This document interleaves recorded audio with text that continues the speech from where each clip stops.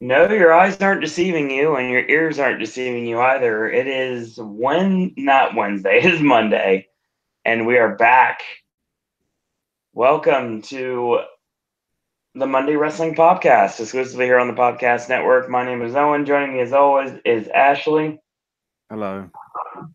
We got lots to discuss tonight, or you have lots to discuss tonight, and we have lots to discuss tonight anyway, in general, things that have been going on lately.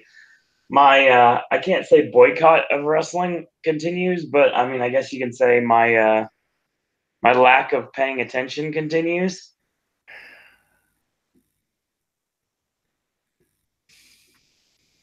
Mm-hmm. I am actively trying to go to NXT Wednesday night. We'll see if that happens.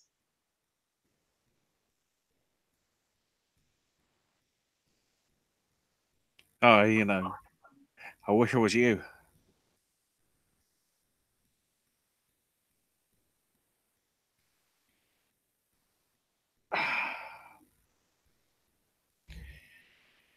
You know what's coming next? Yeah, I think I do actually. No, you don't, because YouTube wants to tell me about Article 13.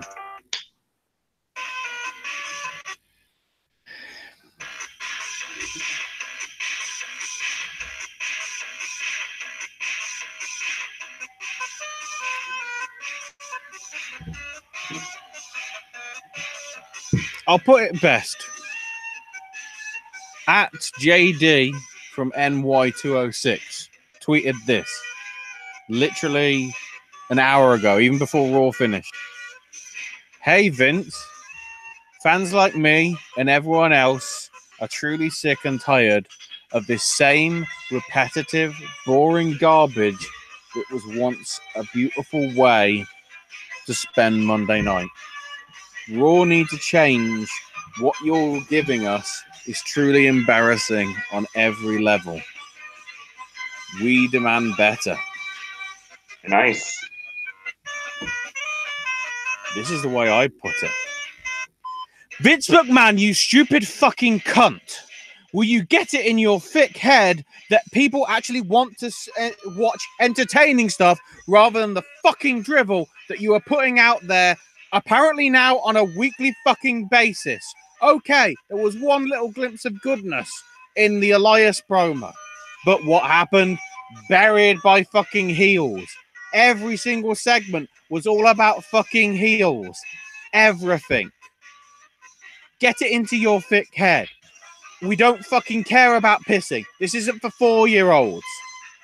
I bet Fox is really regretting this $1 billion deal now. I bet they're trying to go, fuck you, you're not getting on our television in 9 months. Vince McMahon, fucking die. That might solve something, because then you won't fucking laugh anymore. Wow. Welcome, Jeremy, to chat. I needed to say that face to face because, dear fuck. God. Oof.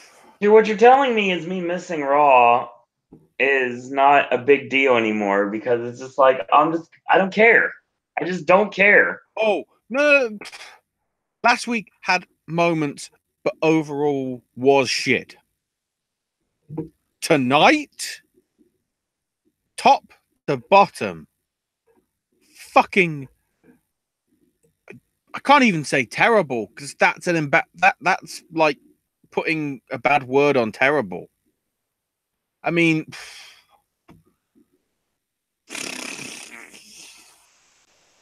this is like the Emoji Movie multiplied by any Adam Sandler film from the past decade. Dear God. Multiplied by the Human Centipede trilogy. And it's still worse than that.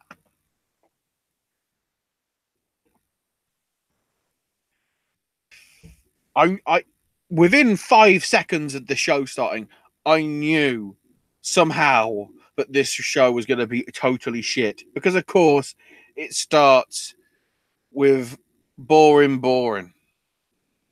I can't even call him Baron Corbin anymore because he's just boring. Oh boy.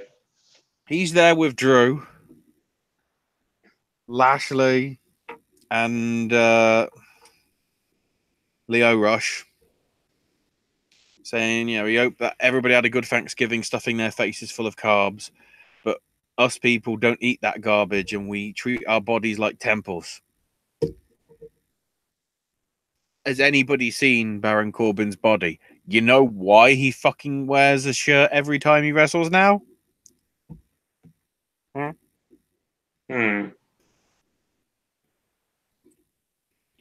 Hell, I would go topless myself, but I'm not going to. One, to shield your eyes, and two,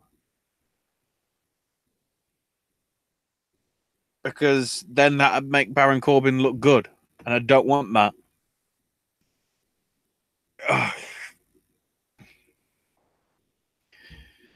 So they recap Braun getting injured from last week, and he says, you know, you won't be seeing Braun for a very long time. But I did send a camera crew out to Birmingham, Alabama to interview him, and he's in a hospital bed. The great thing is, from the way that the room looks, it looks like a terrible set. The sad thing is, from what I can tell, that actually was a hospital room in the building. But the way it was presented made it look like a horrible fucking set. You know, that's backstage, that's done just for the whatever. So the surgeon's having to do some work on it. When he comes back and he's 100%, Corbin, Lashley, and McIntyre will get these hands. And you can see quite a lot of, you know, bad bruising on the arm. They're really trying to sell it up pretty good. Then again, it's probably bruised anyway if they are prepping it for surgery. So, Corbin, of course, declares that the match with him and Strowman is still on. When Strowman doesn't show, Corbin will win by forfeit and just become general manager of Raw just like that. So you can now refer to him as general manager elect. I'm pretty sure you have to vote somebody to be general manager if they're general manager elect. That is the definition, isn't it? And hence the word elect at the end of it, yes. Yeah. You know, although I don't agree with Monsieur Trump, he was president-elect before he became president because he got voted in. So, nobody fucking voted for Corbin. There was no voting. Just... So then Elias comes out saying that he couldn't sit back there and listen to Corbin's annoying voice anymore. And he's been all around the world, and there's a truth universally known. And that's WWE stands for philanthropy as the future of marketing. Thanks, Stephanie. And you can't think of anything worse than Corbin being GM. You know, even Leo Rush would be better, but that would violate child labor laws. Drake Maverick pissed himself and would be a better general manager. So, great thing there. One, we're bringing up the Pissgate thing. Don't worry, it won't be the last. And two, Drake Maverick's already a GM. Has everybody forgotten that?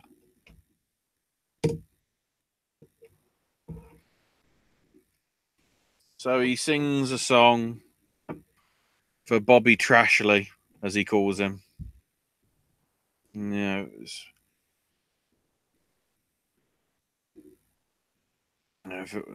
basically something like it's a bodybuilding competition. Why is Lashley always bending over while Leo points at his ass? And then there's some Bobby Lashley sucks singing. And it's Lashley versus Elias with the others in Lashley's corner. And Elias is about to get the win after doing an elbow drop from top. The referee counts, gets the 3, and gets yanked out of the out of the ring, of course.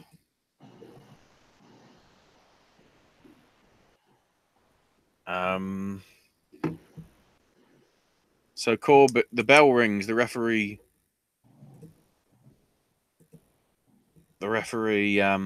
rings the bell for the DQ, and then Corbin goes, "No, because you came out and interrupted me. I forgot to tell you it's a no DQ match."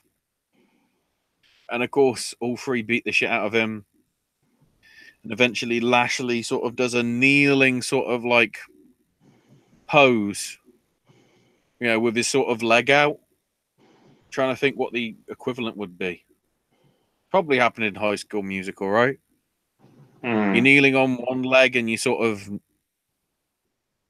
it's like you're taking a knee sort of thing, except the risen knee of the two is on top of Elias's chest. So that's a great start. Then they announced that Baron Corbin's facing Finn Balor later tonight. We're getting AOP versus Rude and Gable. There's an open challenge with Seth Rollins. But up next, Dean Ambrose's personal physician. And then Baron's yelling at a stagehand for turning the lights off for Elias. So Corbin fires him. Then Alexa comes up and says, "That was very impressive, Baron. And, I think you're doing an amazing job. If it can help, all you have to do is ask." And Corbin's like, "Well, I've got a lot on my plate. And you played a vital role as Captain Survivor Series, so I'm putting you in charge of the entire women's division. Because you look good and I look good." So, does this officially confirm that Alexa Bliss is temporarily retired? God, I hope not.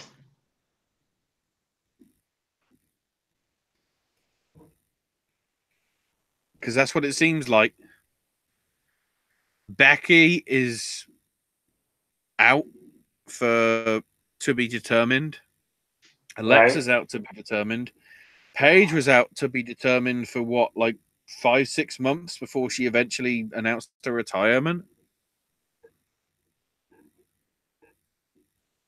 Dear fuck. So then they recap Dean and Seth from last week. And Dean's in a doctor's office, apparently, saying that he's never exposed himself to the toxic dump that is Milwaukee. And obviously Seth feels safe enough to put his title on the line in an open challenge.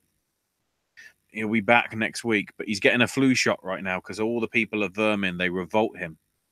He shows the puncture wounds for like diphtheria, polio, and then he's getting a rabies one. And then there's a giant needle for something that needs to go in Ambrose's hip. So Ambrose pulls his trousers down. And amazingly, he had no fucking thong tan line. Like nearly every other wrestler. Now, there is no medicine for Rollins. Ambrose will do the decent thing and put Rollins out of his misery for good. And of course, Renee, you're married to him. What do you know? Enough with this shit. Here comes the Lucha House Party. They're facing the Revival again. And Dash Wilder says, "Look, we weren't prepared last week. And people don't appreciate good tag team wrestling. It's not fair for the team to have 3 people in at all times. So it's only fair that this match should be under standard rules." Jojo then proceeds to announce that it's Lucha House rules. Again. And the Lucha House Party win. So wait. They're giving them an advantage for no reason, even though they're faces. What?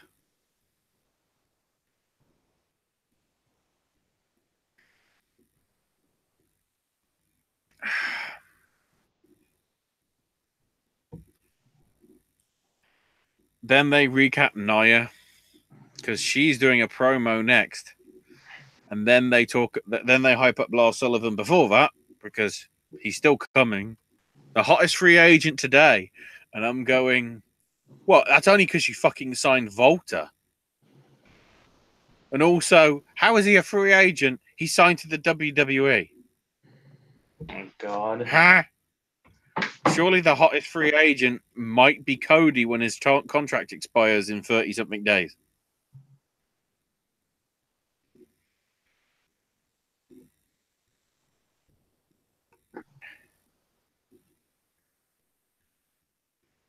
So Naya's got Tamina with her.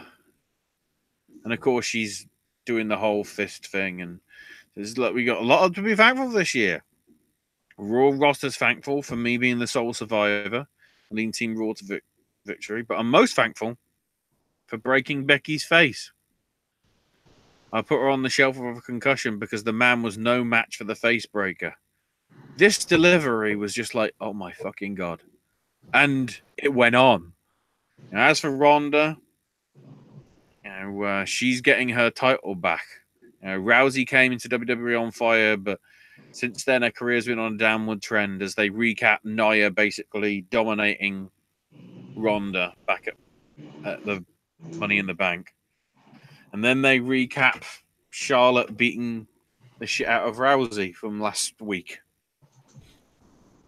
And Jax mocks Rousey with an impersonation which is just like, to be the great champion, you gotta be 100% on the worst day. It was just like, oh my God. Nia, this is more evident. The great thing is, for the majority of this, they started off with like the giant boos and everything. Mm-hmm. For the majority of the rest of this, because of what Nia was doing, the crowd went what you should do if you don't like a wrestler. Silent? They said they went near silent. Nice. They were just like, we don't fucking care. Yeah. Rousey's worst day is coming at TLC. The top of the mountain belongs to her. So here comes Ronda. You need to see a picture of Ronda tonight, Owen. Just search Ronda Rousey Raw and search for images in the past 24 hours.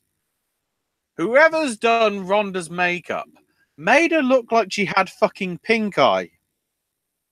What? In both eyes.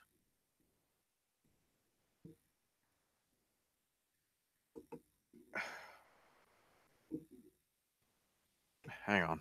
Let me go to Facebook and send you the tweet with the picture in question off WWE's Twitter. I can find it.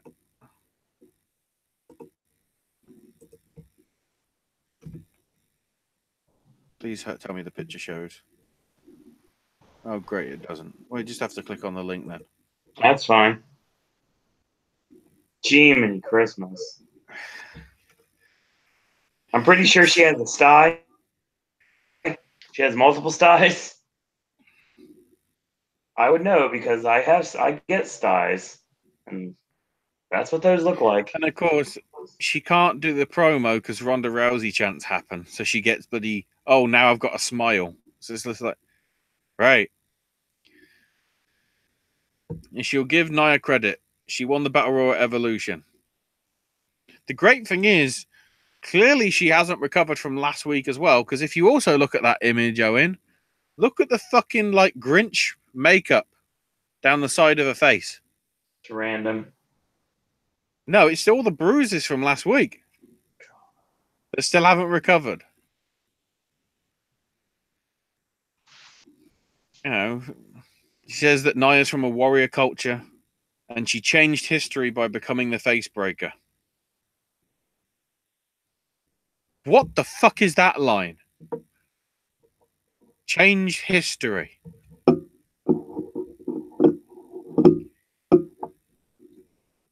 None of this makes a damn bit of sense. And Rip Nia's arm off, slap Charlotte in the face with it.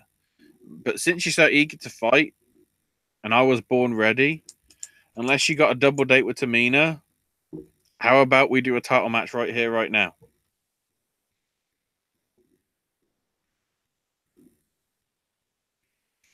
And Jack says, well, we're not going to do that because actually, me and Tamina do have a double date. She even said it like that. I was just like, dear fuck.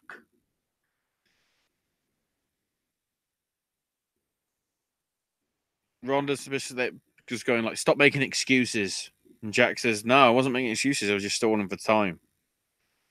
So Tamina's on one side, Naya's on the other side. Here comes Natalya, who comes out and then gets fucking laid out from out of nowhere by Randy Riot Squad.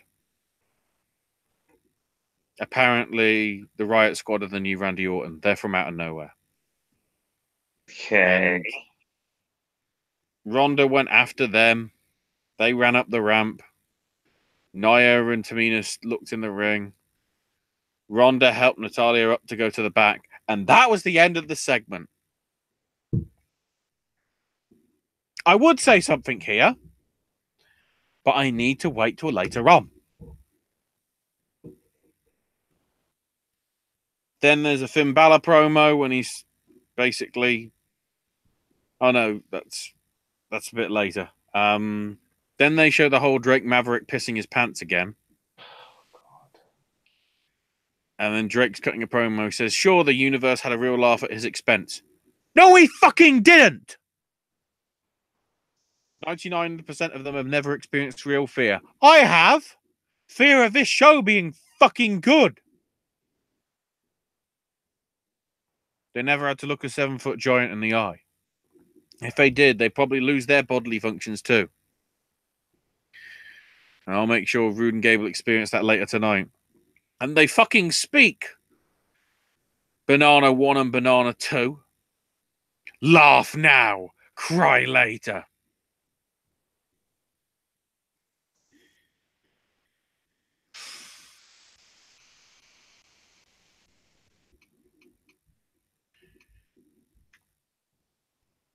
I need to find the clip that I need for later. So AOP make their way out.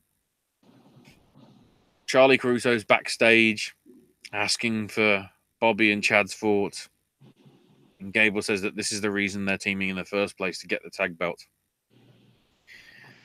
So the big thing is, right from the start, Drake manages to get Bobby Roode's robe. And he runs to the back as we get to commercial. And Roode's looking to be in good shape. He's knocked a cam out, kicks Razar in the knee. And then cue to the Tron.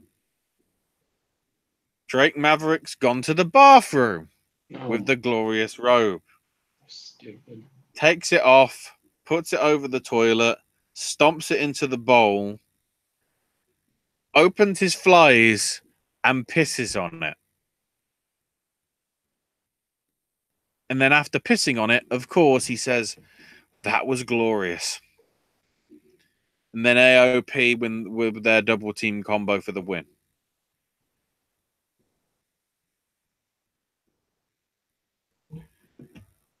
Why the fuck should I give a shit about anything that fucking happens anymore?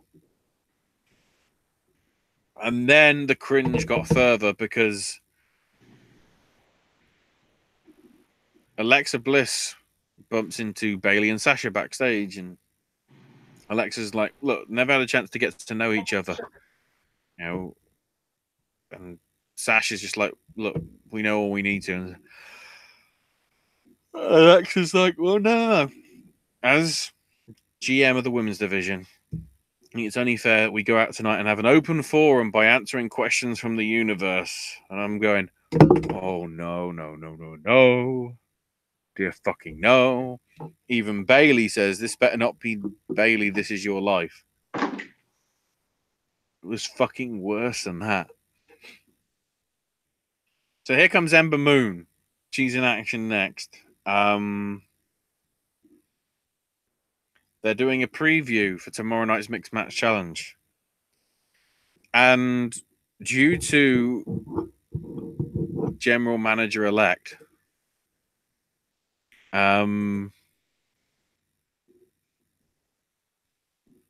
boring. because Ember Moon was associated with Braun Strowman, guess who Ember's tag partner is? I know the answer to this, and I'm excited about it.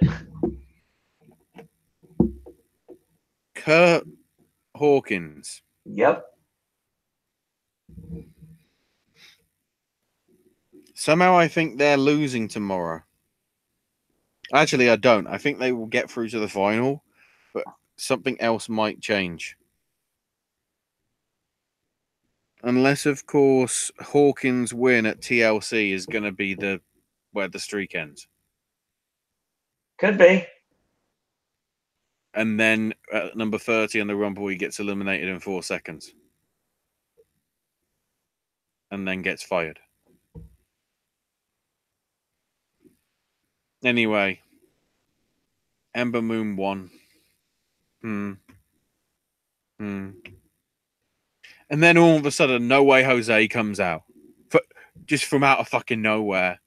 Because he's taking on Jinder Mahal. Why? And of course, Jinder wins with the Callas. Do I fucking care? No.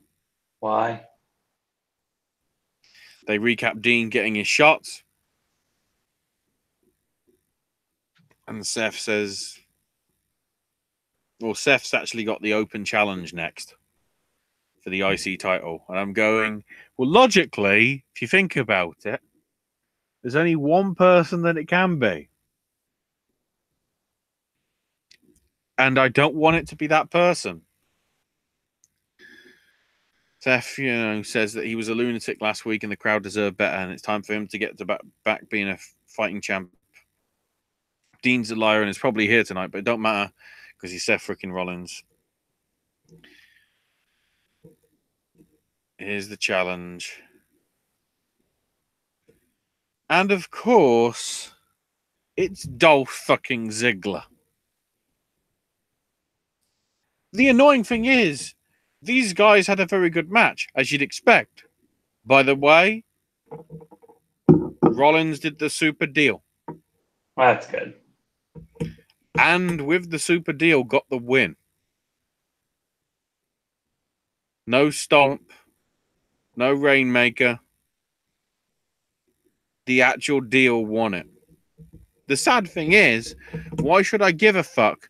Because this is like the 2,700th time that they faced each other in the last 3,000 seconds. Accurate. So then we have the open forum. With Charlie Caruso at ringside apparently to take the questions. Sasha comes out, crowd don't give a shit. Bayley comes out, crowd don't give a shit. Alexa, when she came out, didn't really give a shit. Bliss made some of the fans that were in the questions. And then here's one that's dressed up like Ronda Rousey with pigtails. And I'm like, well, you're a fucking plant, you bitch. And of course, what is the question? What would you change about the women's division? And Bayley's like, I wouldn't really change anything. It's going pretty well. Just hopefully we get good opportunities. And Sasha says the only thing she'd change is she'd ship Alexa back to SmackDown. And then Bayley says, no, I'd send her back to hell where she came from. And I'm like, oh, is this fucking 5th grade bloody, sick burns?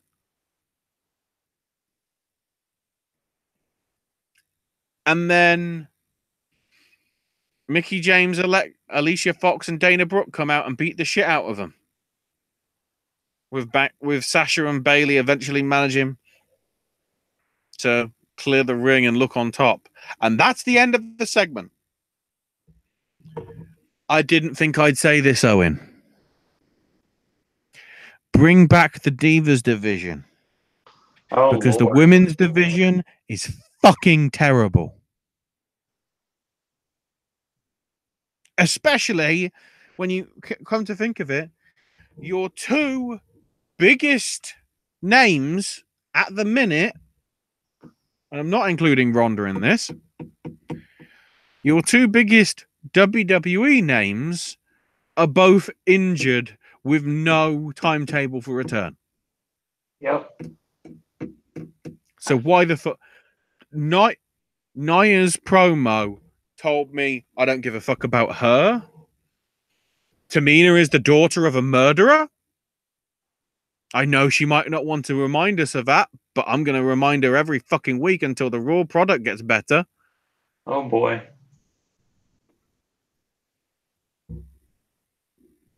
Sasha and Bailey should just turn heel on each other. Because at the rate we're going, if you turn heel, the crowd cheer for you. The Riot Squad are irrelevant. Natalia is being used as a scapegoat for a bloody dad.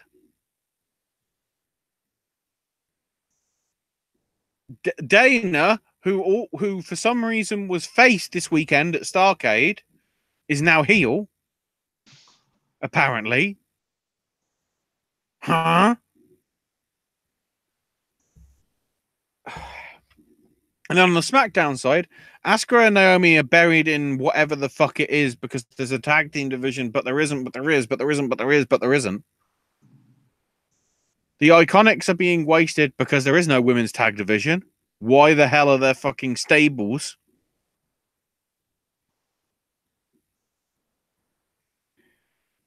Charlotte, I don't know what she's trying to be because they're probably going to write that as fucking terribly.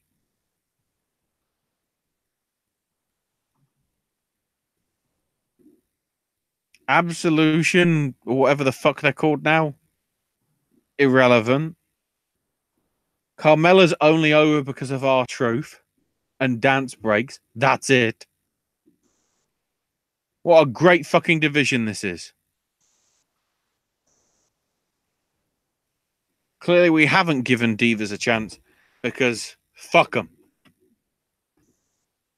Absolutely fuck them.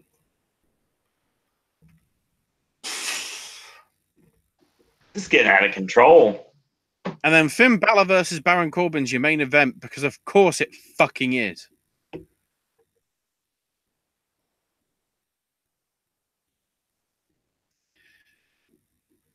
It's an okay-ish match, but we've seen it too many fucking times again.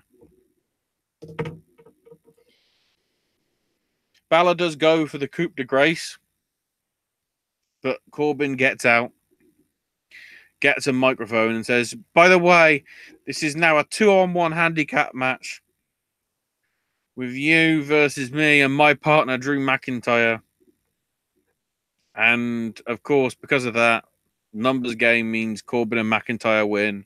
Lashley randomly shows up, beats the shit out of Balor. McIntyre says that, shouts at Balor saying, you're just a boy in a man's world.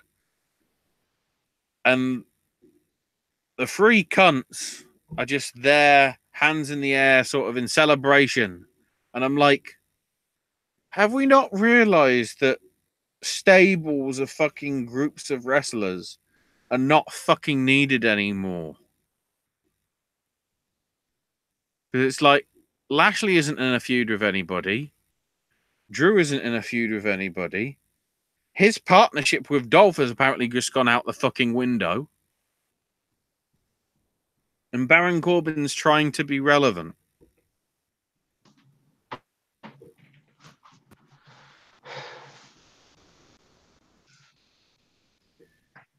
Why the fuck should I watch? You know what sums up Raw?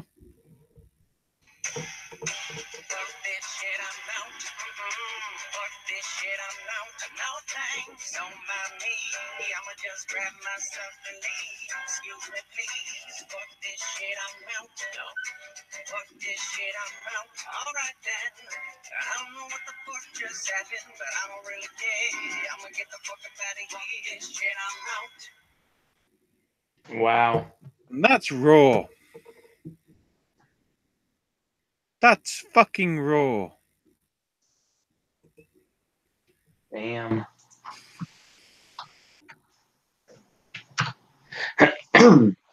I don't even know what NFL game they were going up against. I wonder whether that's because that's why they wrote it. I don't even know.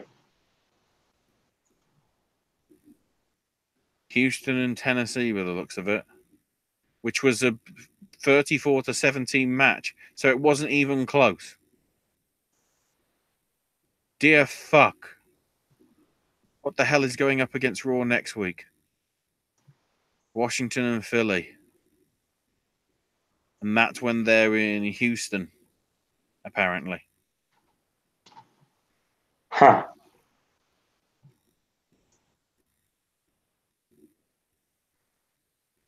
In all honesty, why the fuck would you want to, like, watch anything anymore? This is what happens with injury. Well, yeah, basically anything medical, including cancer. Strowman, gone. Joe, working injured. Right? Reigns, gone. Alexa, pretty much from what we can tell, gone. Becky, God, let's hope she passes the test that she's apparently supposedly having this week. If not, gone indefinitely.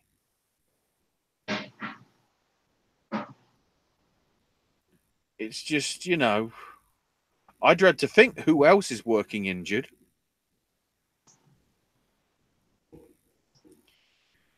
It's just...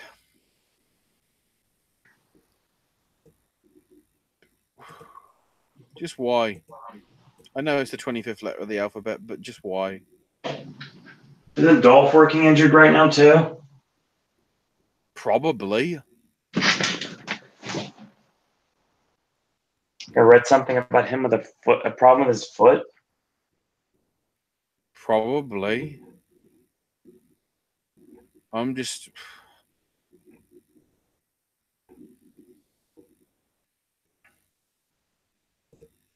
Ridiculous. It's just flat out ridiculous. The great thing is, it wasn't actually helped this week by the rest of the wrestling, because all Impact was this week was the fucking turkey shit. Oh, Lord. Which I get, because it's the episode's airing on Thanksgiving. And it's all about Team Eli Drake and Team Fallah Bar.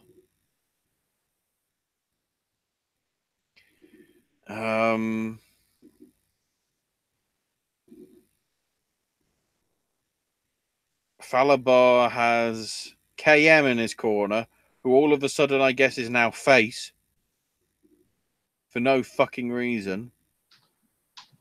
Drake's pick was Katarina. Then Fallah Bar gets Kikataro. Then Scarlett Bordeaux comes out to the crowd in Vegas with dancers from apparently a group called The Sexy Show or something.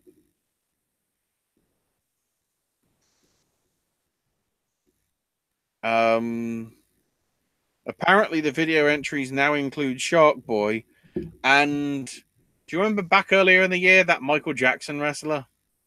Oh, yeah. Yeah, he was there. Wow.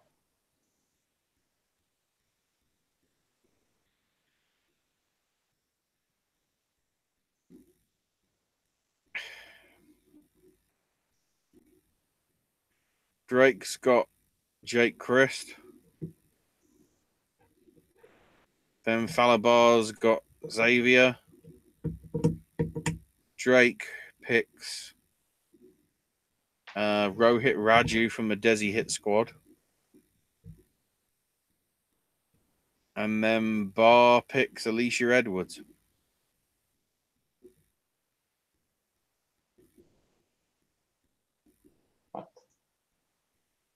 And of course, Fallah Bar said, what type of music do pilgrims listen to?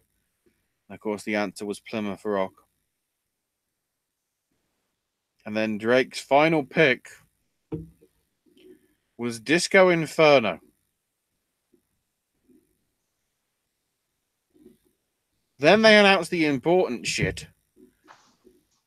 Because obviously Cage is vacating the X Division title because he's doing the Option C shit. Right. I love the fact it's always options. It's always referred to as Option C. It seems less of an option now and more like you have to fucking do it. You don't have a choice. So to crown the new X Division champion, they're having an Ultimate X match at the Asylum. Which makes sense.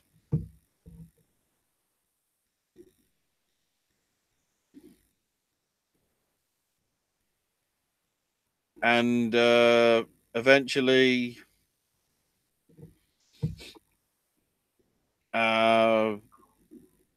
Disco went for the people's elbow but missed on Fowler Bar, and then Bar hit him with a banzai drop. Therefore,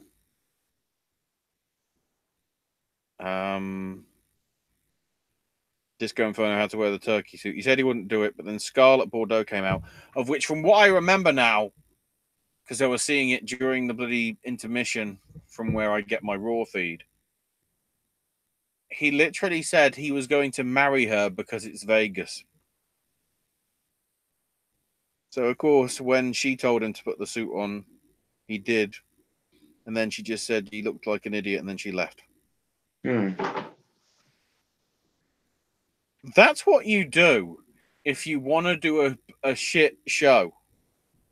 You purposefully just make it shit because people expect it to be shit because it coincides with a big holiday like Thanksgiving. Why couldn't Raw do that? Could we just say that Cyber Monday was a holiday and then they just phone it in? My worry is, if this is what they're like with a 3-hour Raw live product, what the fuck is going to happen over Christmas and New Year when they're taped?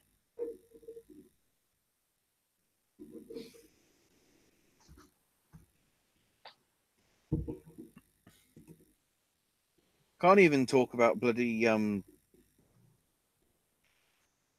Underground now. I got nothing else to talk about. At least on the main sort of stuff. I guess means we talk about the important shit, which is the indies. Yep. What is your status for December, Rowan? Oh, God. I don't even know. Because trying to think of the Sunday, December 9th is Cage of Death 20. I don't have that schedule yet. I'll get that schedule Thursday. Friday, December 14th is Ring of Honor Final Battle. Of course, I have to miss that because I have friends in town. TLC, as if we actually gave a fuck about that, is December 16th. I might actually have to miss that. Yeah. I think that's all the major shows that I can think of that are happening. Because we obviously can't cover the Japanese wrestling. Especially because there isn't any, because it's just the World Tag League Finals, isn't it? Yeah. It's coming up rather than anything else important. So, quickly looking through the. Oh, great! Have we got an act? Have we got a correct lineup now? No, we haven't. Very good.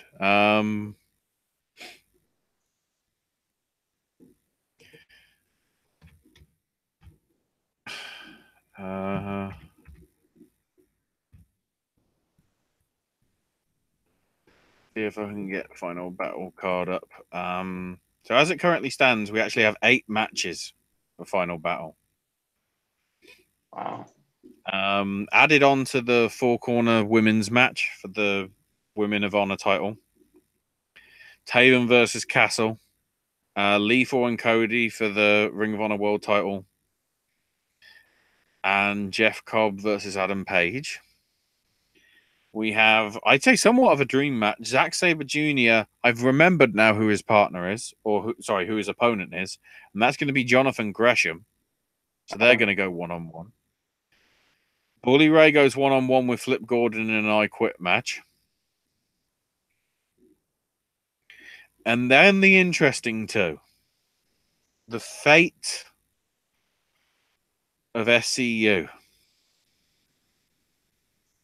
So Scorpio Sky and Frankie Kazarian defend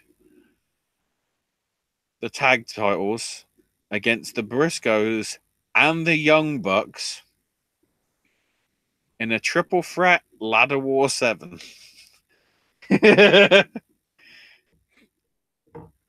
And then, and this is the really interesting one, Marty Scurll is putting his number one contendership to the Ring of Honor World title on the line against Christopher Daniels.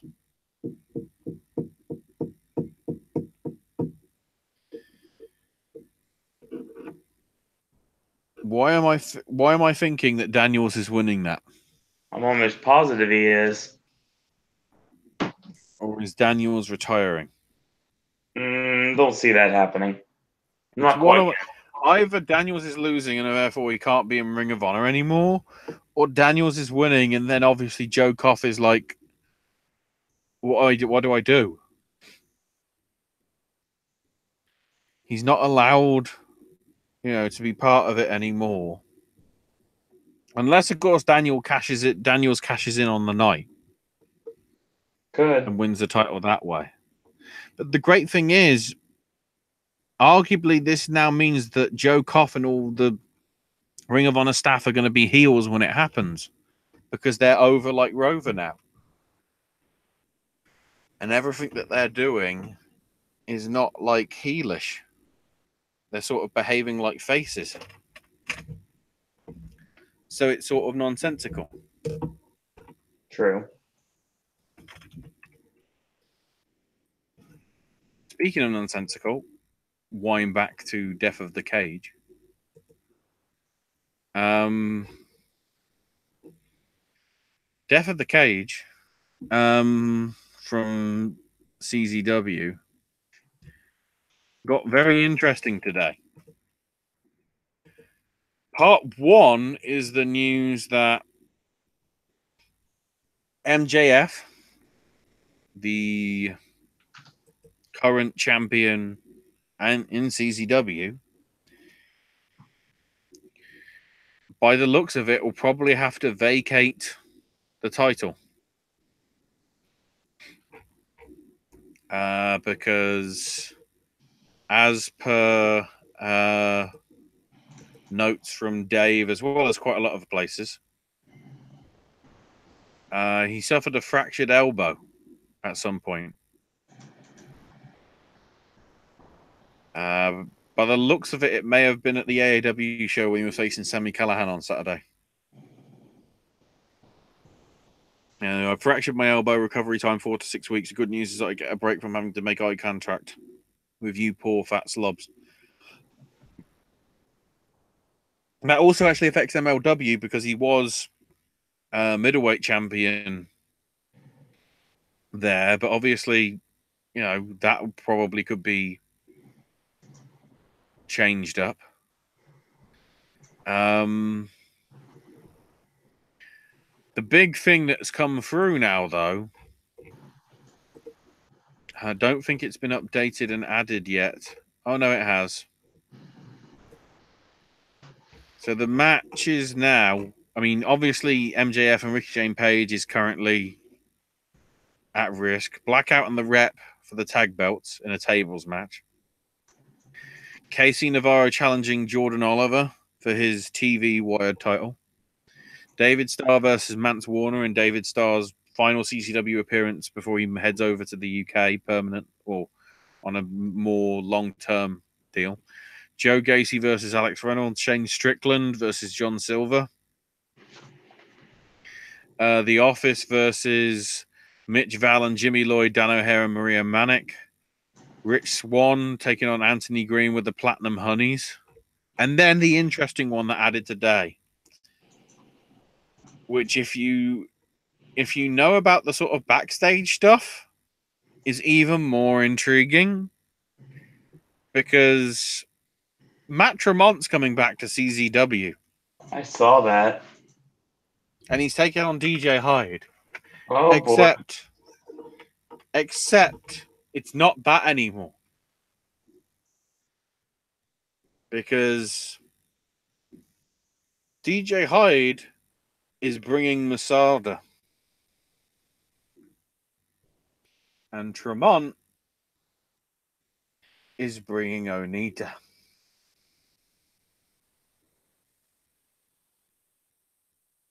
But let's just run through this again. We have Masada, Tremont, Onita, and DJ Hyde. One of these things is not like the other things. One of these things just doesn't belong. Can you guess which thing is not like the other thing before I finish my song?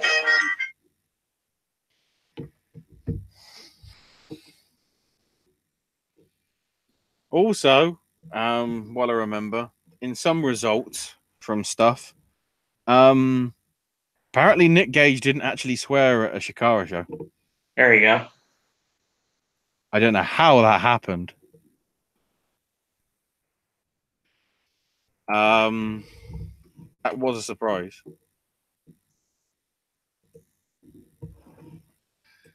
Also, the interesting point is, just noticed that the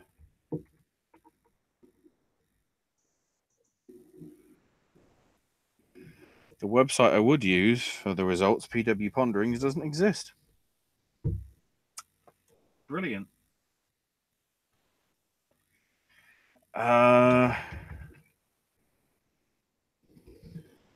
Shikara result, that's what I need. Cage match might tell me, but it won't give me the details exactly. Oh no, not even cage match has been updated.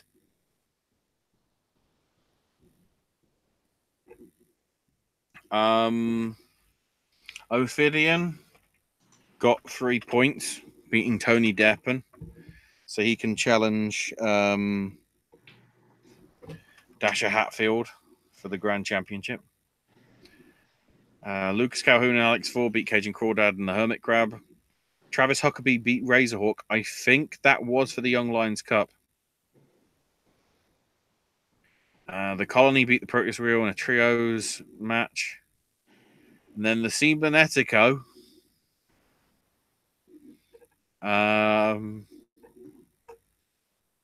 eventually went to Beyond.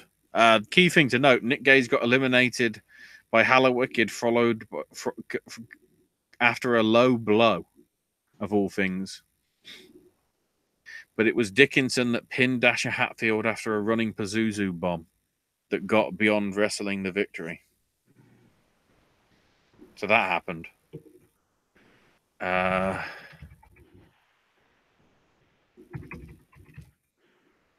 other stuff that happened, I can find it. Beyond Wrestling had their tournament for tomorrow. Ultimately won, because this year it was tag teams, ultimately won by the Beaver Boys, beating Hot Wheels in the final. Although that wasn't actually the main event. The main event was EYFBO beating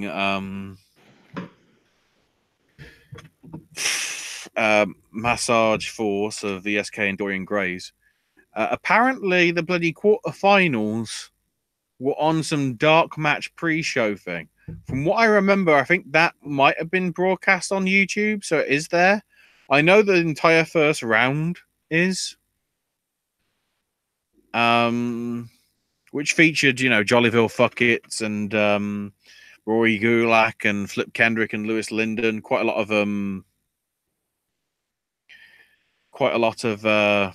trying to think, AIW guys. Oh, we'll get to that. Viking War Party, Doom Patrol. I do like the fact that Dominic Guarini and Kevin Koo's team is Sadkampf. I saw that. That is a brilliant name. And also Orange Cassidy beat David Starr to become number one contender to Hot Sauce Tracy Williams' independent title. And all that.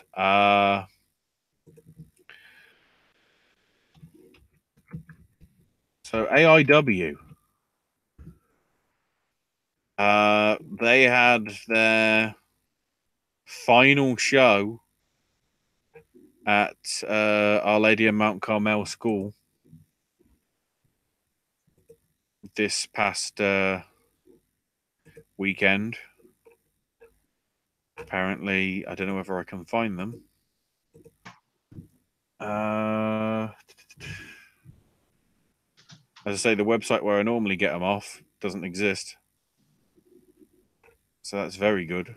The big thing, though, to note about it, because I can't find the actual results anywhere properly, is they found a new venue.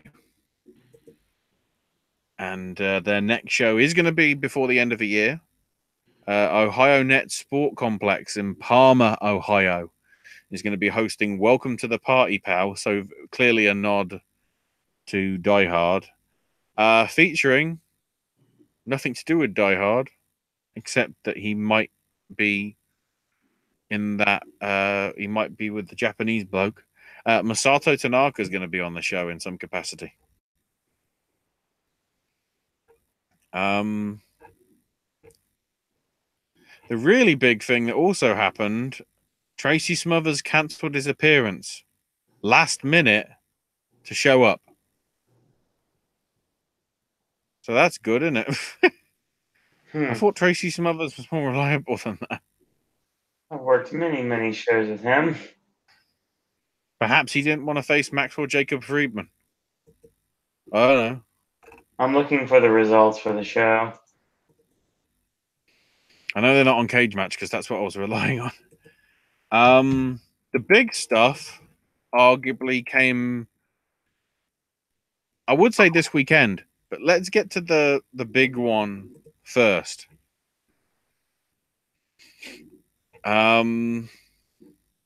Progress Wrestling. Chapter 70. See if I can get the actual name of it so I can get it correct.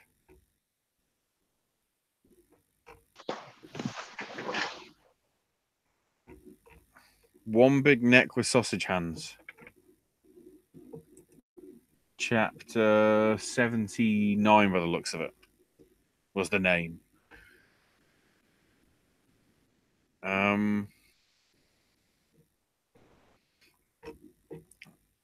So the pre-show match was Jordan Breaks beating Joe Bailey. Then for the main card, started off with Jordan Devlin beating Mandrews. Ginny and Laura Di Matteo beat Nina Samuels and Charlie Morgan. Drew Parker and Jimmy Havoc's match got interesting. Havoc brought his axe out or it hit the Rainmaker early, but then Spike Trivet made the save for Drew. And then Chuck Mambo and the former pastor, but now the Believer, came out to make the save for Havoc. Except they then turned on Havoc and beat the shit out of him.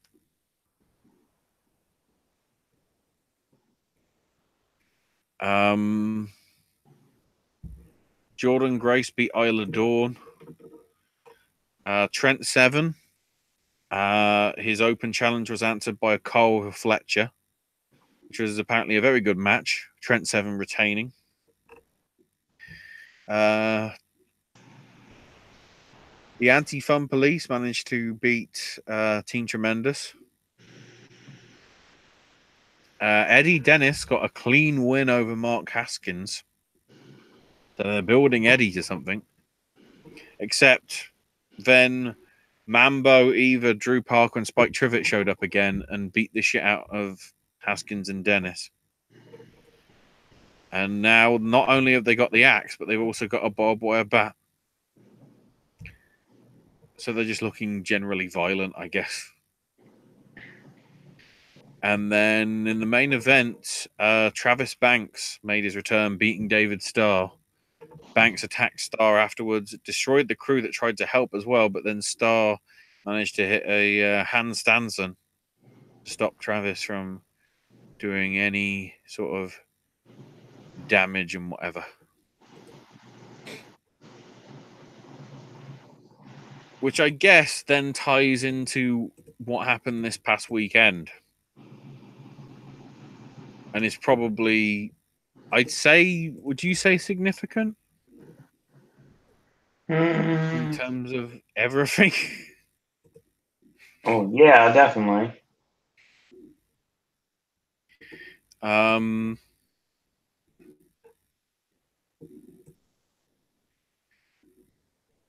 See if I can get the notes properly.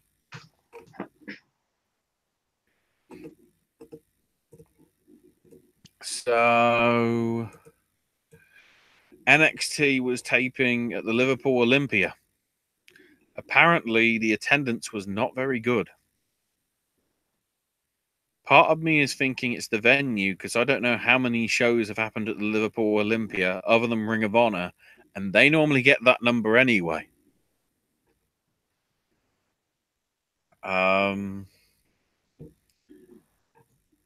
The big thing that came out of this taping, because I won't go through the results because I actually want you to watch them because apparently there's some very good stuff, especially the British Strong Style versus Gallus 6-man, which should be coming up some point before the end of the year.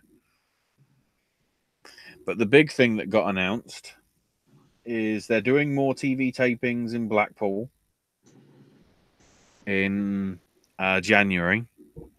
But on the Saturday beforehand, January 12th. So again, I don't know whether we need to make these notes in your diary, Owen.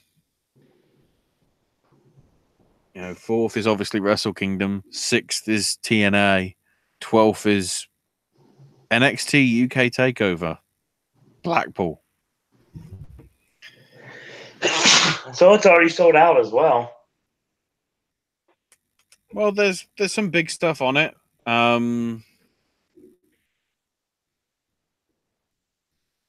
mean, the stuff we do know. Pete Dunne is defending his UK title against Joe Coffey. Toni Storm is cashing in her Mae Young Classic win on Rhea Ripley in the UK Women's title. Why isn't she just going to NXT proper against bloody Shayna?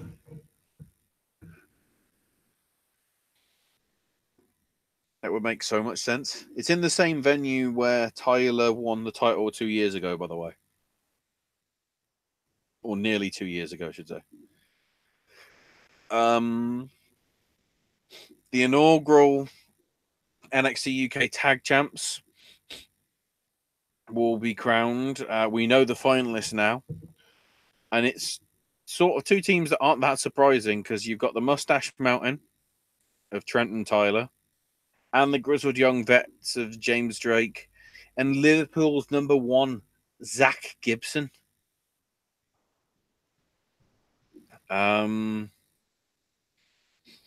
They've also announced Eddie Dennis and Dave Mastiff one-on-one in a no DQ match. And it looks as if they're going to be also doing a Travis Banks versus Jordan Devlin match as well. So that's an interesting, 5 or 6 matches? Actually, no. Mastiff and Dennis, Mustache Mountain, Banks and Devlin, Don and Coffee, Tony and Rhea. So that's 5. So that actually makes sense. If we're fitting the fitting the block and everything. The other big stuff over the weekend, Bray Wyatt showed up at Starrcade. Saw that. He replaced Braun to take on Boring. Tom Lawler got beaten considerably in his MMA thing for Golden Boy. Tito Ortiz beat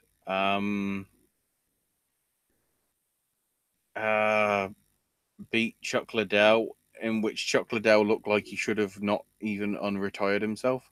He really did not look in good shape.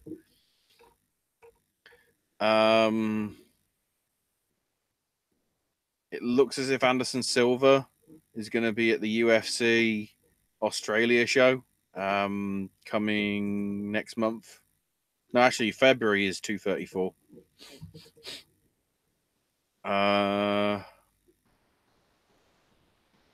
Trying to get the notes for the UFC stuff in China, but I can't find it for the time being anyway. Probably find it somewhere.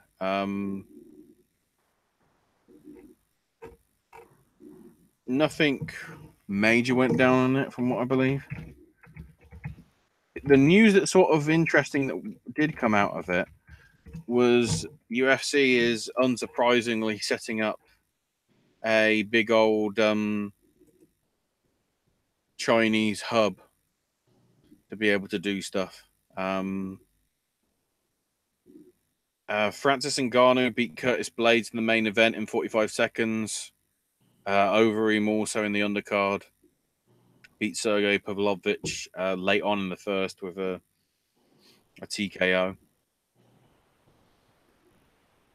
But though the thing is, because it was China, most of it was on Fight Pass anyway, so the likelihood of you seeing it is probably slim to none.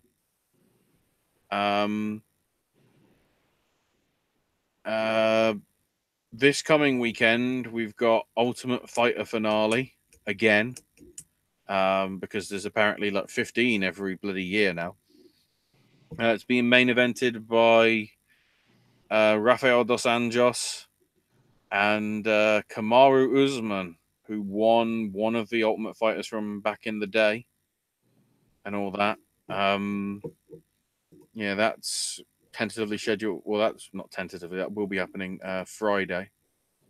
And then Saturday, Adelaide, Australia has UFC Fight Night. Junior Dos Santos taking on Tai Tuivasa. Also, Mark Hunt, not having to travel too far from New Zealand, takes on Justin Willis. And also Maurizio Rua takes on Tyson Pedro on the undercard of that one. Some interesting stuff there. Then Toronto, in a few weeks anyway. Although there's still some changes going on with that card, so who knows what the shit's going on.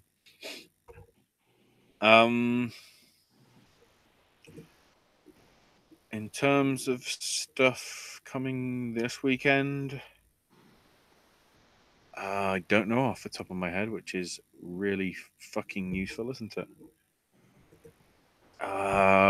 I think there's a Fight Club Pro show, from what I remember. I haven't even got to the big talking point because I'm just trying to remember what shows are happening this weekend. I don't think there's anything else that I can think of off the top of my head. There probably is. I'm going to have to get the bloody chart that I normally do and get that all up to date again. There is a little bit of news regarding SmackDown tomorrow. Apparently, Becky Lynch is going to be on the show. In what capacity, I don't know. I really hope it isn't her vacating the title. Dear God. And AJ is also going to be on the show as well after his couple of weeks off, selling injuries and whatever. So I guess the big thing that we should talk about is, as a knock-on effect from all this WWE UK stuff, the UK talents are going to be slim to none on a lot of shows that you might watch online.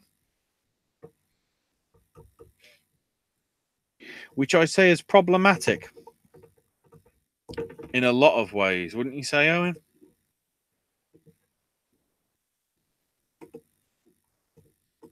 Oh, he's muted. So yeah, the big thing that's come out today, and it hasn't been officially confirmed, but apparently Volta has signed with the E. Not to go to America for NXT stuff, but mainly for NXT UK and, dare I say it, NXT Europe. Because it looks like they're trying to go big in terms of the whole European market, not just the UK. This, however, is going to have a giant effect, which is thanks to the guys from Wrestle Talk. Apparently, the new contracts that have been given out for the next however many months or years, there is a pay raise on them, but there's some very interesting caveats. All the advertised bookings that they currently have, they can do through to the end of the year. But from 2019, they can only wrestle either with WWE via NXT or for WWE's partner groups, which is Progress, ICW, Fight Club Pro, because Trent co-owns it, Attack Pro, because Pete owns it, Future Shock, OTT in Ireland, and WXW in Germany. The interesting little note to this, which apparently is according to P. Windsor,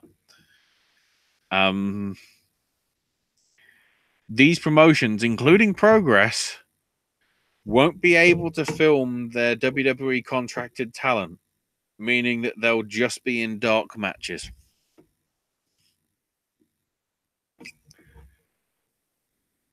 Think about that. Let me go back to the results from tonight. And let's run through and see how many of these matches could happen. So, opening match with Jordan Devlin over Mandrews. That wouldn't be shown. Ginny and Laura Di Matteo and Nina Samuels and Charlie Morgan. I don't know whether Ginny has a contract. I'm tentative to say yes because of her appearances that she has made. So that match wouldn't happen. Drew Parker and Jimmy Havoc's thing with Spike, Mambo, and Eva did happen. Or, sorry, could happen, I should say. Isla Dawn versus Jordan Grace. I don't know whether Isla Dawn is signed. Maybe not. But that makes it doubly interesting because, of course, Jordan Grace is going to be on Impact. So is she going to be persona non grata soon? Trent Seven and his Atlas title. That'd have to be dark match. The Anti-Fun Police versus Team Tremendous. Because Chief Deputy Dunn showed up as a different name, I don't know whether that means he counts as having been signed under a contract or whether he just worked there as a jobber style thing. So I don't know about that. Eddie Dennis versus Haskins wouldn't be able to happen. And David Starr versus Travis Banks wouldn't be able to happen. So out of that show, which is probably going to be, 2-3 hours if it was on stream? Or not on stream, on archive, on Progress on demand. 2 of those matches will be able to air. And nothing else.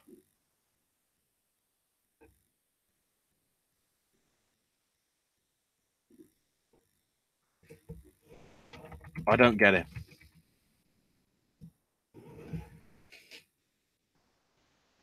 I honestly don't get it.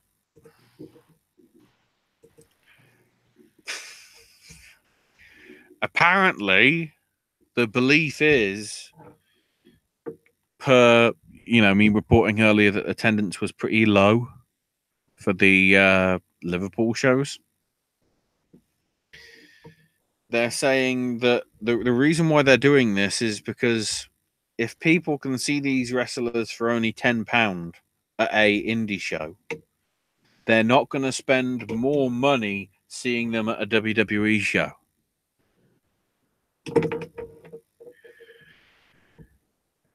People don't have bottomless wallets, Paul, Vince, whoever the fuck it is that I need to address. I could barely scrape enough money last year to be able to attend the final day of King of Trios because it was the only one that I could get to. Right. For somebody like me, the only way I can experience most of these events is either via iPay-per-view or via seeing them on demand. And if it's all being taken away and punishing me for supporting this product that has done nothing wrong other than sign agreement with Big Nose H and Big Balls Vince, at least if recording by the grapefruit shit, you're punishing everybody. Which makes me think they're actually trying to kill the UK scene. I know they're saying, oh, we're supportive of it, but if that's the case, and all these matches that now can't be shown, I've got a feeling the P. Windsor thing about the fact that WWE contracted talent can't be filmed.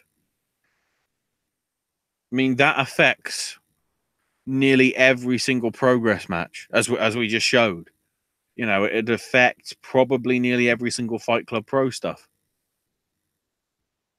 It affects a heck of a lot of ICW. And given how many belts that Volta has, God knows how many things it's going to affect with Volta.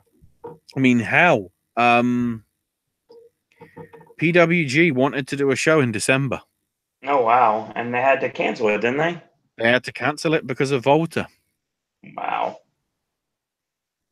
They couldn't even book because Volta has not been advertised because they haven't arranged the show yet.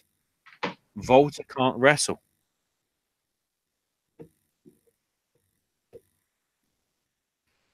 So therefore, they haven't even tried to bother. So they will be coming back in January. But at the same time, I guess that means that Millie McKenzie must not be under a WWE contract, considering she's going to be part of Defiant stuff next month. Unless she is part of WWE and she's just doing it as a makeup. I don't know. The only reason I say that, of course, is Volta's supposed to be on that show as well, defending the title against El Phantasmo and Chris Ridgway. The internet title that he has. What makes me think he isn't going to be able to win that one somehow? Suspiciously.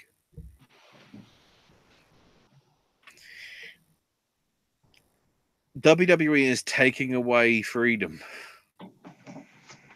from a lot of people. Okay, the wrestlers are going to get paid more for their contracts, but I don't know whether that's guaranteed money or money only if they're used. Because if they're not used, what happens? Who knows? I mean, the thing that surprised me as well with the whole Defiant stuff is Primate actually worked one of the dark matches. on the tapings this weekend, I saw that. which was a bit weird. I'm guessing because it's a dark match, it doesn't count or anything, but because he won, so it's not like he was sort of buried in everything. The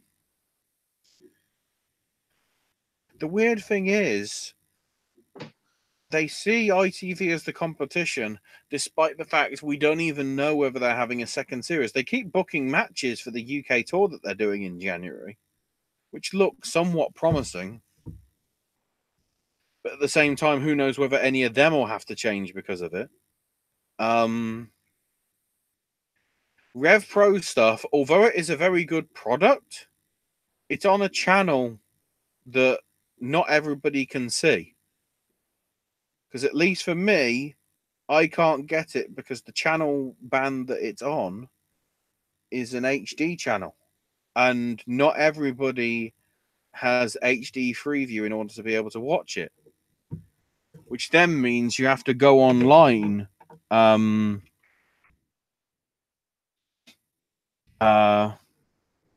have to go online to be able to watch it, or via some sort of like third-party TV viewing app.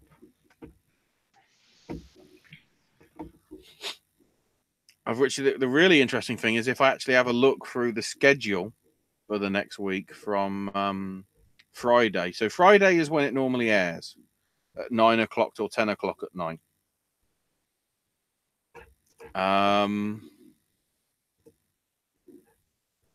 It then airs. Let's have a quick look.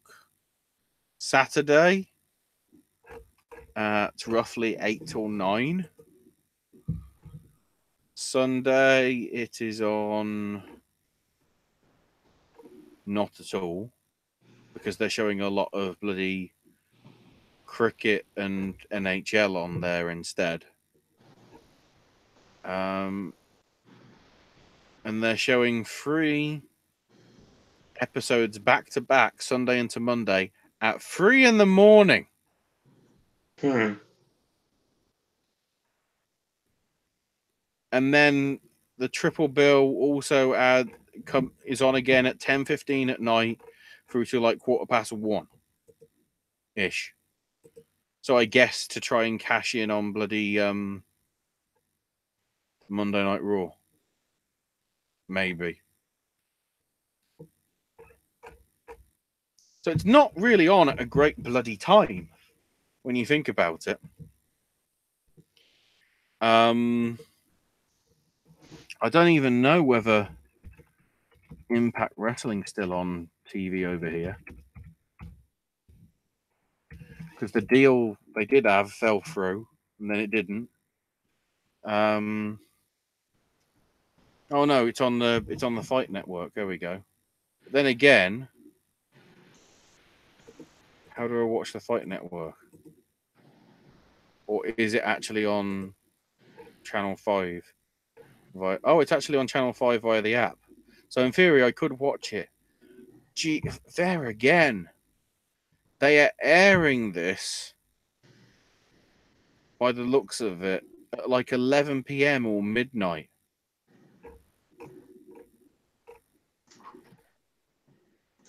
Neither of them are, I just wonder what's happening to the UK scene. Actually, that does remind me, there was one big show that I've missed for this weekend, isn't there? Yeah, fuck. ICW.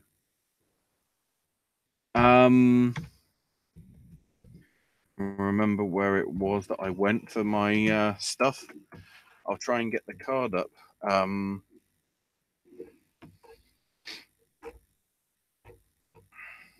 ICW has Fear and Loathing this weekend. I don't know whether it's on by pay-per-view. Probably not, because it never is. Let me go to Fight TV, just in case it is, and double check. Why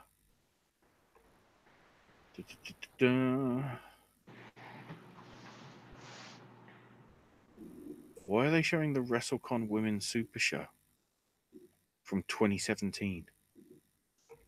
I guess it isn't.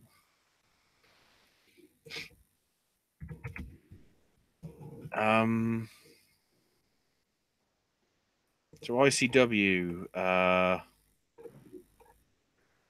god, there isn't even an ICW card from the guys that I normally look for. I know the main event is. Oh, thank you, Cage Match. The main event is. No, that's last year's. God damn it, ICW. Events. Yeah, Fear and Loathing this weekend. Oh, and it doesn't even list it. God damn it. There we go. No, that's still the. There's Fear and Loathing. Finally found it. So the 9 matches as it stands. We've got. God, I need to zoom in on these images. Aaron Echo versus Kenny Williams. I think Kenny Williams may or may not be under a UK contract, so you wouldn't be able to see that match. We've got the number 1 contenders TLC match. Probably if I go to, I might be able to get the actual list of the names off their Facebook page. Might list there. I know the Briscoes are in it because I can see them in the picture, and Haskins and Havoc. The other 4 teams, I'm not sure of. I can find it. Oh, they're calling it. Oh wow, they're actually calling the show before it as France '99, which is interesting because I guess it is the sequel to France '98. Yeah, I'd like to know who the teams are, not just question marks. ICW, can you update your thing, please? Bloody hell. I'll get back to that in a minute. The Kinky Party defending the tag team titles against Alpha and Evil. Not that evil, by the way. We'll mention that last as well. The update for that. That's Yestin Reese and Bram, by the way. That's the name they're going by. Cowboy James Storm's going 1-on-1 with Grado. I have no clue. Joe Hendry versus Mikey Whiplash. Wolfgang Noamdar and BT Gunn versus British Strong Style. The Queen of Insanity match with Viper defending the women's title against Kaylee Ray. I shouldn't say dread to think that could be a very interesting combination. Mark Coffey defending the 0G title against his brother, Joe. And then Just Jackie is no longer that. He's back to being regular Jackie Polo, going 1-on-1 with Lionheart. With Lionheart putting his career on the line. So there's some big stuff. Annoyingly, you can't watch it live. You're going to have to watch it on ICW On Demand. Again, thanks WWE.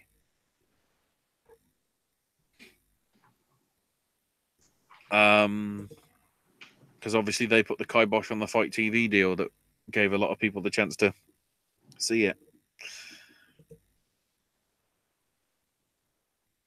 So at least there is one big thing happening this weekend that I can think of off the top of my head. Because I don't think the WWN Evolve stuff is not happening till like mid-December. At least in terms of major stuff. Yeah, there's an FIP show and an ACW show.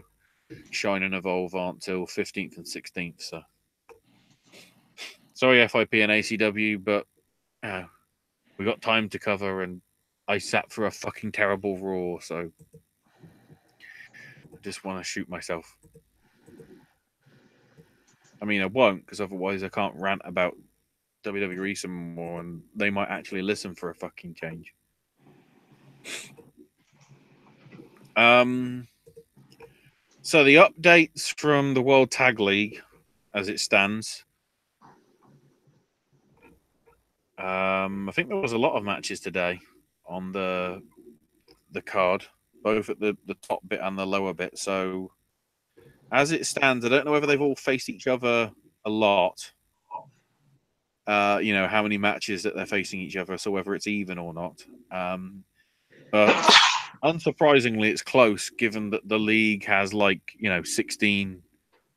Hang on, let me have a quick count. 6, 9, 14 teams in it.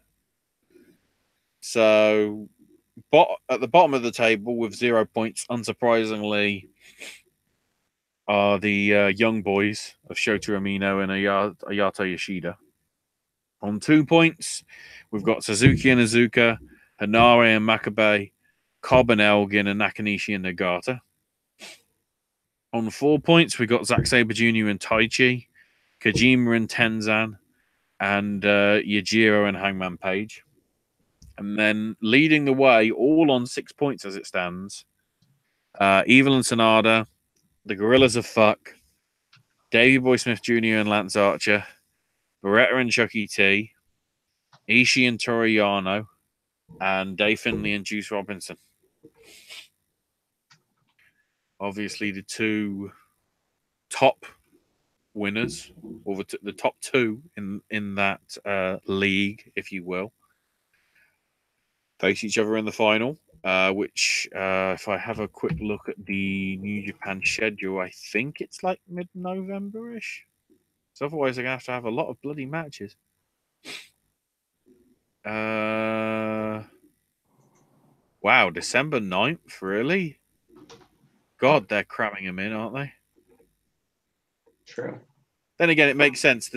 We've got a match Wednesday, Thursday, Friday. The Thursday and Friday are at Kurikan Hall, by the way.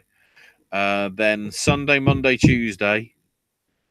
And then Thursday and Friday for the last two. And then the finals will be Sunday. Although, interestingly, by the looks of it, some of the shows are evening shows like they normally are. But some of them, like the Osaka show on December 2nd and the finale show in Iwate on December 9th, are actually like local time, like 2:30 or 3 in the afternoon starts. So they are a bit different. And of course, that match a week on Sunday is going to have Goto and Ibushi for the Never Openweight title, where we beg for Ibushi to win so then we can get your boy, apparently the king of pugs, as he is now, Will Ospreay. Because apparently he finally backed down and he's got Bea Priestley 2 pugs for her to have some fun with when she's back from Stardom, where stuff is also happening. I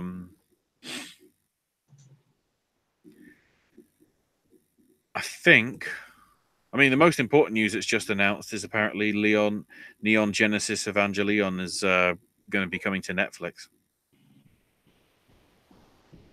Anime, the proper original anime is finally coming to Netflix, apparently, for worldwide streaming as well. So it's not just America. That's the most important thing we learned tonight. Because fuck Raw. Dear God, fuck Raw. I really hope SmackDown is good tomorrow, but considering how average the so-called Thanksgiving episode was last week and all the build from SmackDown, I dread to think where that's going to go. Are we discussing All Elite Wrestling? Yeah. Because that sort of cropped up as soon as I pretty much said it, I think, last week, didn't I? I mean, we both have said I said to you, what's going on with the Elite Wrestling stuff, and you said something's happening, and literally within hours of that, here come the reports that say the bloke that owns Fulham and tried to buy Wembley Stadium here in the UK, Yep. acquired the trademarks for All Elite Wrestling and loads of like nicknames, you know, like all out, I think something like that. Yep. Double or Nothing. All sorts of names. Which left me interested. That's yet another thing that we called a while ago. Yeah, but we still don't know what it is. Nope.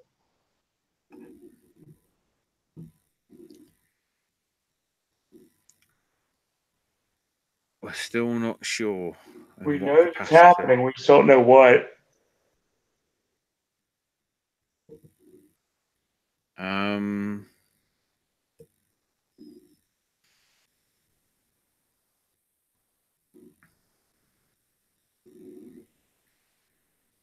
I'm just having a quick look to see if I can. Yeah, there's no official confirmation on this as well because I've just noticed it, or I noticed it a few days back, and I'm trying to see if there's any more details about it. Court Bauer tweeted on Thursday, just closed a blockbuster deal. It's official. MLW's closing out the year making history.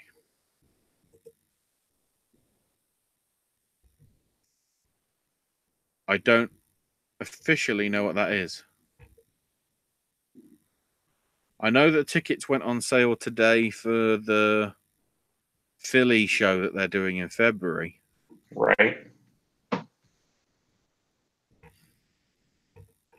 But I don't know what this big thing is.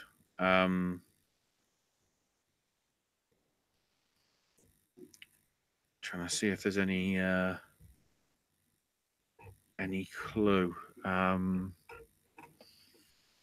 Looking at the notes of Court Bauer's tweets.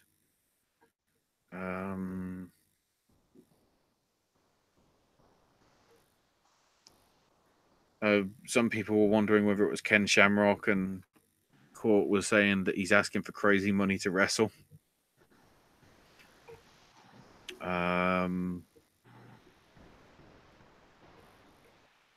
Doesn't seem to be any sort of clue yet as to what, because they're saying closing out the year. It makes me think they're doing something like Christmas or New Year weekend. Probably. Maybe. But there's no official word on it yet. Because otherwise, I'm pretty sure he would have pinned it to the top of his Twitter feed if it was. I don't know. It's an interesting time and a lot of uncertainty for a lot of things, really, when you think about it. You know, what happens to these UK promotions that are supposedly under the WWE umbrella that now apparently can't even show their wrestlers in their product, which, if you know, massively affects progress. Massively affects Fight Club and Attack. To a lesser extent, it affects ICW. And then to a lesser extent as well, WXW, because obviously the only one that we are rumored to be aware of with that is Volta.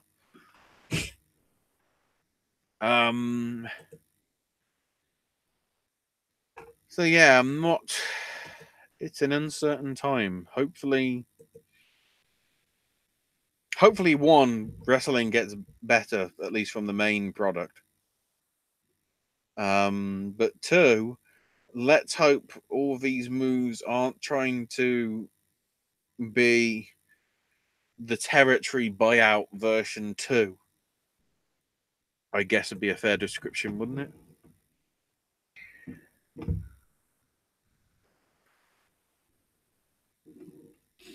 Something like that. I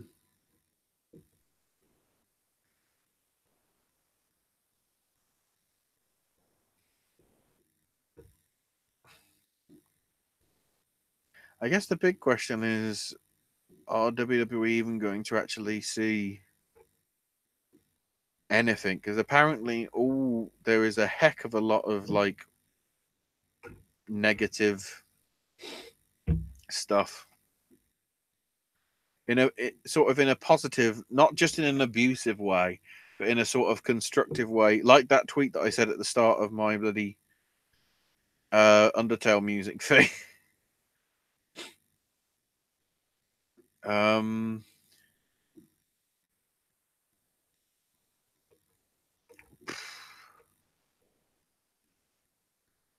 Be interesting to see what,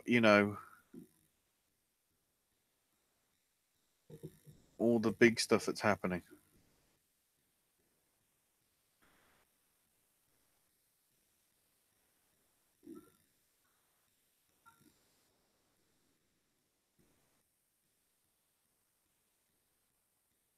God, there's somebody here that does live reactions, apparently on Twitch, and they turned it off because they're sick of it. God. I mean, we can hope that something happens. I don't know whether I should. Anyway, I guess that'll probably do.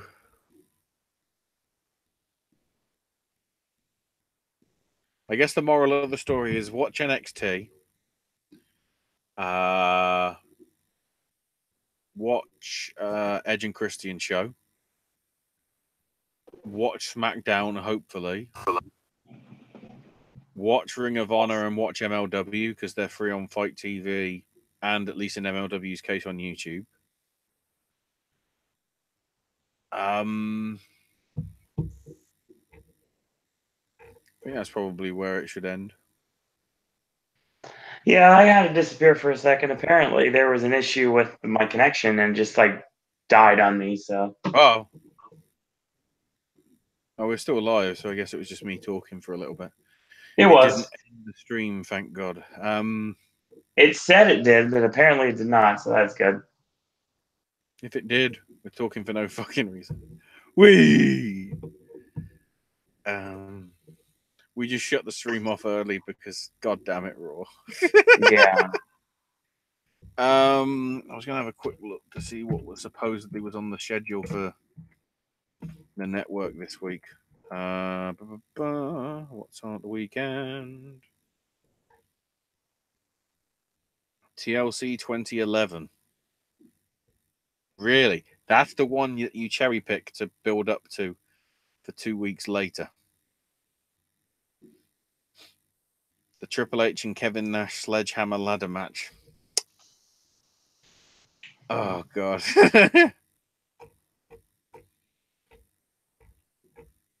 I guess, did you see any Starcade thing? I know we covered the fact that... Did you see any clips from it or anything? No. From what I have heard, because I didn't get to see it myself, it was a decent show. They said that the thing that did get a lot of praise was sort of like the filming style of it. So it looks as if they do go for this 2-tier network stuff, people are up for select shows, house shows sort of being broadcast. I mean, we'll see how it goes with the NXT stuff, because I believe, again, if I have a look at my notes for NXT, yeah, Lars Sullivan faces off with Keith Lee in this special edition of NXT from San Jose.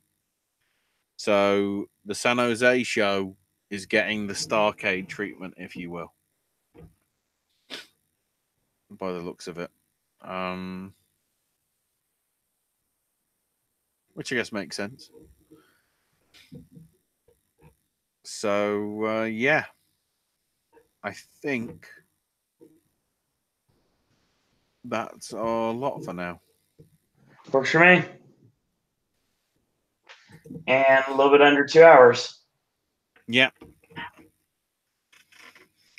Well, because I can't remember half the wrestling shows that are happening, so probably sort of good. But it's getting to a point when we might just talk about that more often than the W. We might just go WWE was shit next. God, I still wonder whether Fox are going, what the shit did we do? And Vince is. I've just got a feeling that Vince is like, well, they signed the contract. You know, if they back out of it, we can sue them. But then if obviously Fox don't like the way the ratings go, I'm pretty sure there must be a clause in the contract for Fox to just go, we're not doing business with you anymore.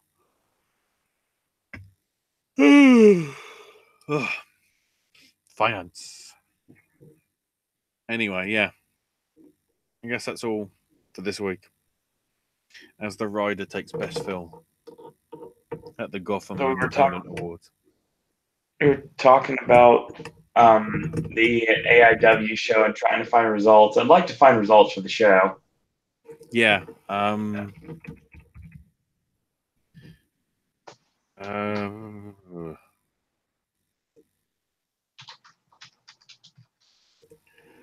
Because I can't find anything. Before we go.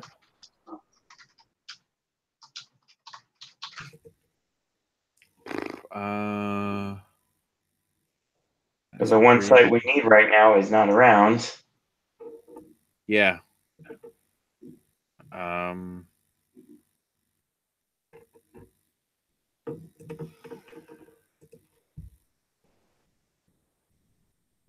just wondering whether their Twitter exists and they actually noted it there. Maybe. Their Twitter exists, it's just they don't have a website. I think. It was an interesting show. I mean, probably. Nearly always is. Nick Gage in LA Park. Oh, well, that's really...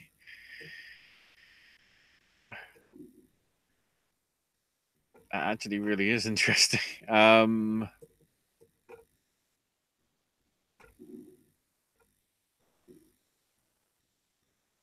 At the official in-ring retirement of a really good friend of mine that I actually was able to hang out with a long time. Got to see him get started for the most part, and I got to manage him on several occasions. Someone that actually lived with me for a time or two. Oh, that's the other way, actually. Sorry, I just noticed there's actually something that I did forget from the Shikara show. Danger Hawk was injured. So Team Shikara subbed in Ultramantis Black, so he sort of came out of retirement for one match only. They still lost, but, you know. How well, sort of, like, did you know him? At all? Magnum CK? Yeah. He lived with me. Oh, right. We're going that fucking close. I love it. Him and Vance lived with me for a time. Heck, I gave Vance his name, actually. Vance Desmond's my creation. The name, at least. I mean, he had to retire due to health issues, so now he's not going to be able to work anymore. But I was there for his first match when he worked with NWA Tri-State, and the matches he did at XMCW, where I managed him. Like I said, I got to share a friendship with him and somebody I've lost contact with over the years, but I'm glad to see that he got to go out like he wanted to. So that was something that happened on the AIW card.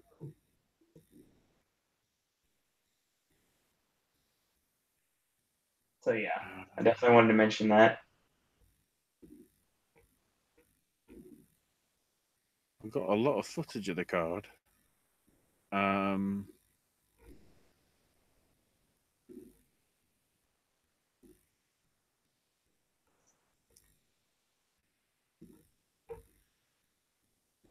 Because he was a tag champ, and then he kind of dropped, and then they did a deal where they were at a contendership match, and then they cashed in their title shot, and then they won the titles.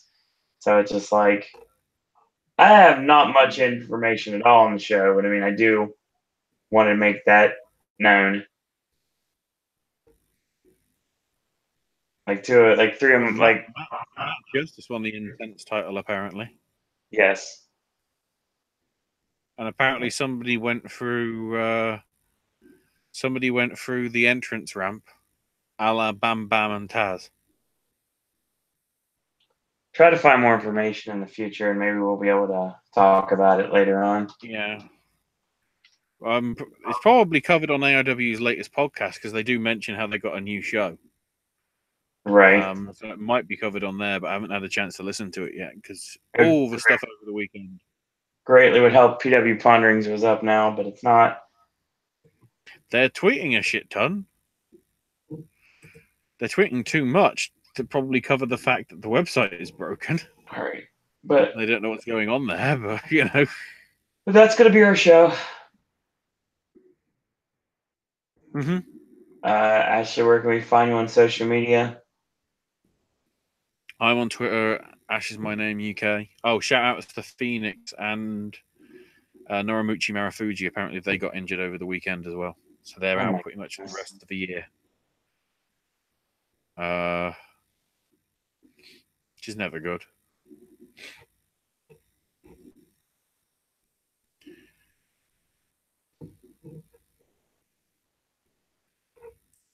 I'm just seeing if there's any other notes that I can find. Well, that's is it on PW Pondering's Facebook? Because there's some results here that would be normally on their site. Oh, we got the AEW results. Oh, I forgot that happened.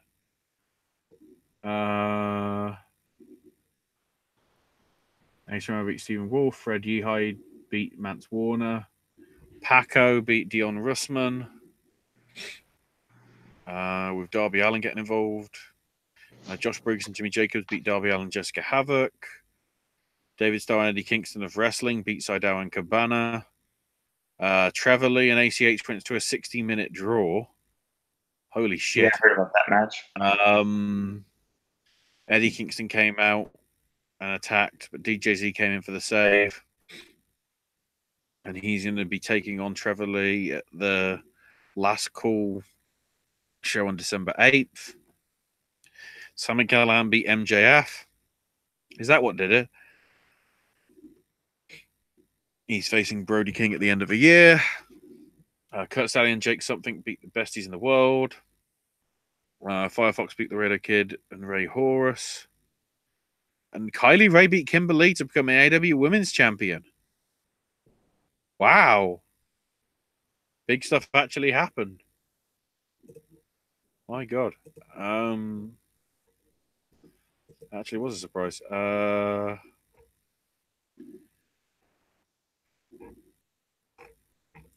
to see if there's any other note. No, because then the notes just cut off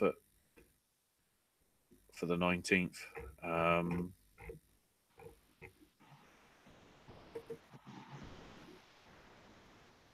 Whoever the webmaster is, it's clearly broken somehow. Suspended page. I don't know what that's all about. Yeah. Anyway, we'll try and get AIW stuff for definitively next week, and then of course ICW, and then Fight Club Pro. Those are the two at least UK ones that I remember having shows this weekend. I don't even know what happened at WrestleCade. Anyway, find me on Twitter. Ash is my name, UK. AJ needs to review Sorry to Bother You. I'm just saying. He's got to get it first. Well, let's just say it's available. Oh boy. Certain places in just as good quality apparently as I saw it on the big screen tonight. Real quick, let's talk WrestleCade. Brandon Scott successfully defended the VCW title against Billy Gunn. Shane Helms defeated Eli Drake. The War Kings are the boys. C.W. Anderson beat Kid Cash with Jerry Lynn as special guest ref. Carlito Colon and Eddie Edwards defeated MVP and Moose in a Y match. Taya Valkyrie defeated Penelope Ford. Crazy Steve beat Vampiro in a casket match. Caleb Conley successfully retained the AML World Championship in a ladder match, defeating Psychosis, Mil Muertes, Jason the Gift Kincaid, Marty the Moth, and Luchasaurus. Falaba won a Battle Royal. Johnny Impact and PJ Black defeated Ultimo Dragon and Juventud Guerrera with Sonny Ono. And Nick Aldis successfully defended the NWA World Heavyweight title against Jake Hager. Yeah, and the other thing that came out of those shows were, if I can remember from the little message that I saw earlier, except it's not even message there. There is a new champion. I think Diamante meets Su Young or whoever was the champion to become the new Queens of Combat World Champion as part of the In Your Palace show that they did. Eventually we remember stuff. Eventually. That's your show. Ashley will be returning with his content in the near future. Don't know when.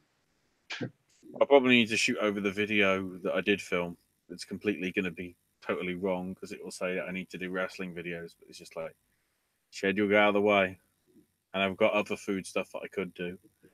But because I'm having to go to the cinema multiple times this week because unsurprisingly, they're getting rid of Go in the Spider's Web and Robin Hood after basically 1 week. Despite the fact they're probably just as bad, if not maybe slightly better in some cases than Fantastic Beasts. But there you go. Versus will be out momentarily. It's a couple days late, but it's going to be out. So that's going to be your Tuesday video. Also, are we tentatively saying that this weekend we're going to be back for oh Lord, the Oscar predictions? I'm looking to see when we can. Yeah, tentatively speaking, looking at either Friday or Saturday at this point. With considering that obviously, we're not doing anything until well, the idea was to do it before the Globes get nominated, which is a week on Thursday, isn't it? I don't even know. I always have to look for that. Globes nominations.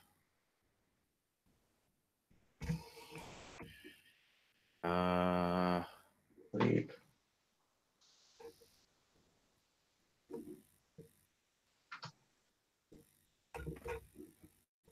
$2019. Getting 2018 ones now. It's always good. Golden Globe. No, that's just an IMDb list. That isn't a fucking answer.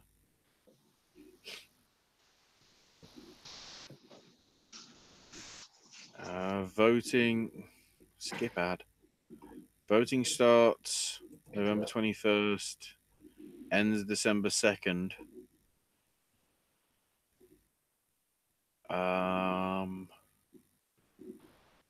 The nominations will be announced December 6th.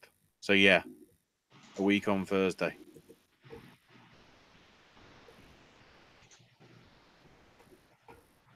I've actually got a list of the stuff there. I better bookmark that. What have we got coming up this weekend? Oh, apparently in the next few hours they're going to announce the National Board of Review winners. And then the New York Film Critics Circle on Thursday. Okay. So and then the British Independent Film Awards and the LA Film Critics Awards are actually on Sunday. So the big ones are sort of starting to show up to some extent. So we'll see. Right. Now we can definitely go. Yep. Owen, say the spiel. So that's your show. Once again, follow me on Twitter at Sir Owen Disney. Follow the network at Popcast Network. Check out our Facebook fan page at Popcast Network. And once again, as always, in a world where there are a billion wrestling podcasts, we're very pleased that once more today you've chosen a Popcast. I want to thank everyone for watching. Thanks everyone for listening. And until tomorrow, boys and girls, that's all we got to say about that. Make Raw watchable again.